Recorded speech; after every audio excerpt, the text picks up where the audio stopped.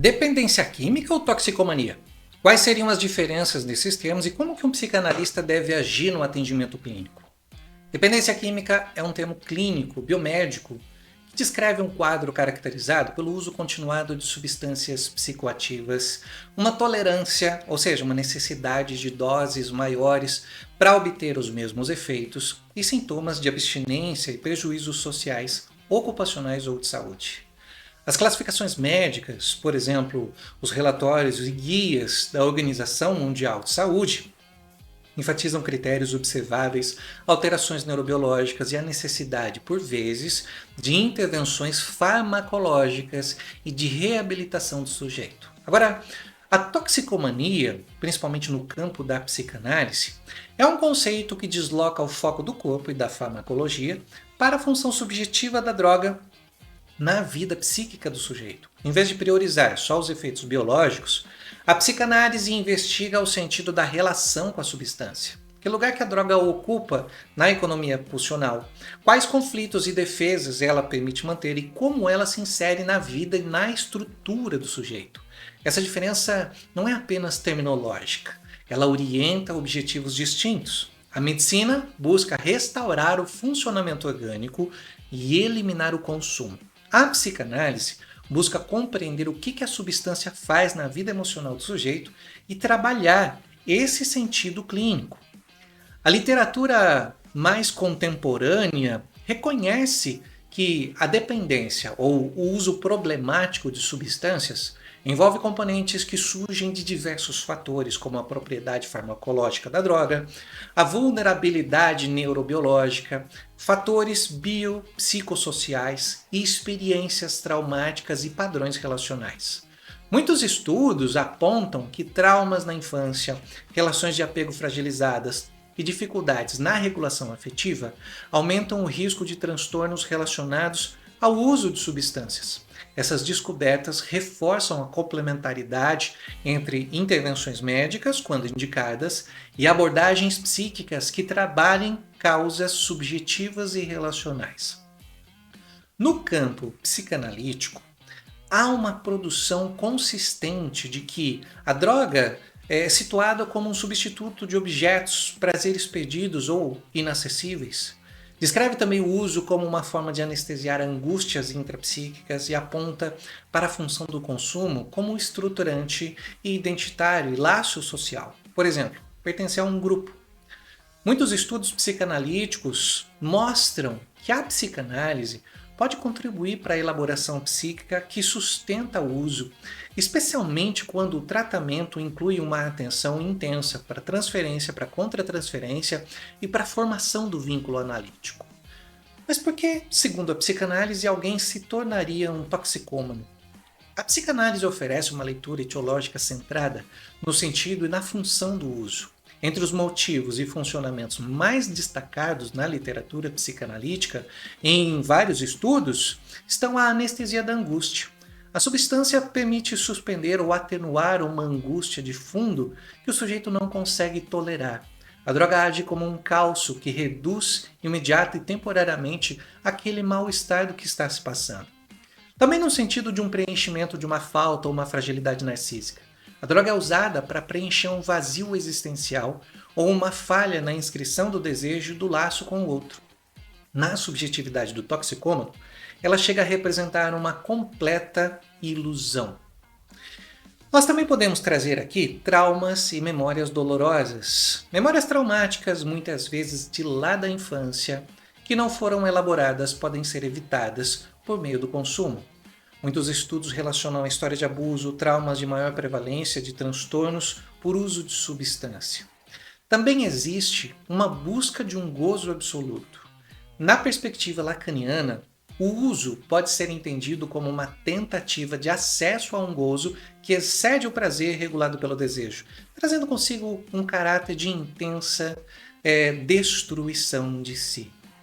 Também tem uma função identitária de laço social.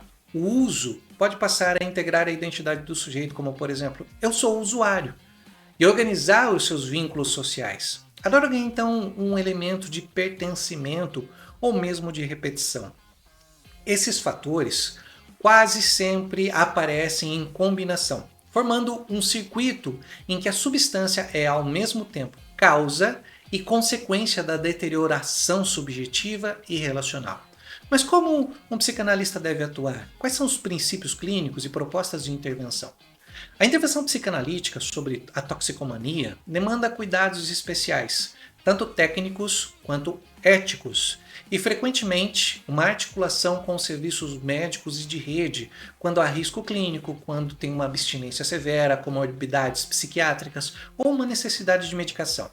Então nós vamos trazer aqui um conjunto integrado de atitudes e práticas recomendadas pela literatura psicanalítica. Primeiramente, nós precisamos fazer uma avaliação inicial ampla de trabalho de rede. Realizar uma avaliação clínica que aborde a história do uso, o padrão atual, consequências médicas e sociais, presença de comorbidades psiquiátricas, riscos imediatos, uma overdose, suicídio, sintomas de abstinência.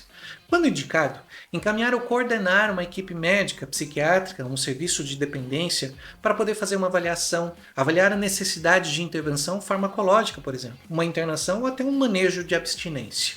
E isso vai complementar o trabalho psicanalítico. Nós precisamos também ter uma escuta clínica focalizada no sentido do uso. Ouvir o que a droga faz na vida do sujeito, que angústias ela cobre, que prazeres e funções oferece, que perdas ela oculta. Perguntar pelo lugar da droga na história do sujeito, o começo do uso, as motivações, os eventos desencadeantes, sem reduzir a narrativa a uma moralização. A regra será investigar a singularidade do laço com a substância. É isso que a gente precisa fazer. Nós também precisamos fazer um trabalho com a transferência e com a contratransferência. Reconhecer que a droga pode ocupar um papel transferencial, ou seja, o paciente pode se relacionar com o analista com as mesmas expectativas semelhantes ao uso, por exemplo, a procura de um alívio imediato, uma testagem de limites. A contratransferência pode ser intensa, uma raiva, um desejo de salvar, uma sensação de impotência. O analista também deve trabalhar essa experiência para não adotá-la como uma intervenção direta ou para usá-la como um dado clínico. Isso é fundamental. Nós também precisamos ter um foco na elaboração de traumas e no fortalecimento de recursos internos. A clínica psicanalítica visa transformar a relação com o sofrimento que motivou o uso, ajudando o sujeito a simbolizar e elaborar experiências insuportáveis e assim reduzir a dependência da droga como único recurso. Trabalhar memórias traumáticas, narrativas de vida, rupturas relacionais, feridas narcísicas, sempre respeitando o tempo do sujeito e sem forçar a uma abstinência imediata como se isso fosse a única meta clínica. Nós também precisamos trabalhar intervenções práticas e os limites. Em caso de uso ativo e risco, combinar a escuta psicanalítica com intervenções práticas, como, por exemplo, orientações de redução de danos, encaminhamentos para programas de tratamento integrado, articulação com grupos de apoio e serviços comunitários. A redução de danos é uma estratégia compatível com a clínica que prioriza a segurança e a preservação desses laços. Definir desde o início limites claros sobre a presença de intoxicação durante as sessões e a política do consultório é muito importante. É uma segurança do espaço analítico que o psicanalista precisa se atentar. E também prestar atenção no papel da duração e do setting. A clínica pode variar, desde intervenções psicanalíticas de apoio até análise de longo prazo. A escolha depende da estrutura do sujeito e da gravidade do uso e dos objetivos compartilhados. Em geral, tratamentos de maior duração costumam possibilitar mudanças estruturais muito mais profundas por aquilo que vai aparecendo no setting. O nosso trabalho também deve ser com a família e com uma rede de apoio. Sempre que possível, envolver uma rede do sujeito, com cuidado clínico e ética, claro, para poder reparar vínculos, reduzir isolamento e construir condições externas que vão favorecer a alteração do uso. A família pode ser um fator de risco ou de proteção. O seu papel deve ser avaliado constantemente. Nós precisamos criar uma articulação entre a medicina e a psicanálise, de uma forma complementar. A literatura contemporânea e as diretrizes da saúde indicam que abordagens integradas costumam ser muito mais eficazes. o tratamento médico para monitorar a abstinência, tratar comorbidade, medicação quando necessário, intervenções psicossociais como reabilitação e apoio social e psicoterapias que trabalhem a dimensão subjetiva, a psicodinâmica ou outras modalidades baseadas em certas evidências. Além disso, nós temos a intervenção psicanalítica para entender o que está sendo impulsionado do inconsciente que leva o sujeito a usar a substância. A psicanálise não se opõe a outras intervenções médicas e psicológicas, ao contrário, ela acaba se beneficiando dessa articulação quando o objetivo é oferecer um cuidado integral ao sujeito. Há evidências crescentes de que fatores como trauma infantil, dificuldades de apego, problemas de regulação emocional, tudo isso são preditores importantes de transtornos por uso de substâncias. Portanto, qualquer abordagem clínica que ignore antecedentes corre o risco de apenas tratar sintomas. Muitos estudos apontam que conectar a abordagem psicanalítica de uma maneira interdisciplinar com outras abordagens psicodinâmicas, psicológicas e médicas, mais focadas e empáticas integradas ao manejo clínico, pode trazer resultados promissores, sobretudo quando combinadas com intervenções biomédicas e de rede. Portanto, dependência química e toxicomania não são termos intercambiáveis, sem perda de sentido. O primeiro descreve um quadro médico e critérios diagnósticos e implicações de saúde pública. O segundo é uma categoria clínica psicanalítica que focaliza o sentido subjetivo e a função da substância na economia psíquica. A psicanálise explica a toxicomania como resultado de mecanismos inconscientes, a angústia, a tentativa de preenchimento de uma falta, o trauma não elaborado, uma busca de um gozo, uma identificação, que transformam a droga em uma solução, ainda que autodestrutiva, para vários problemas psíquicos.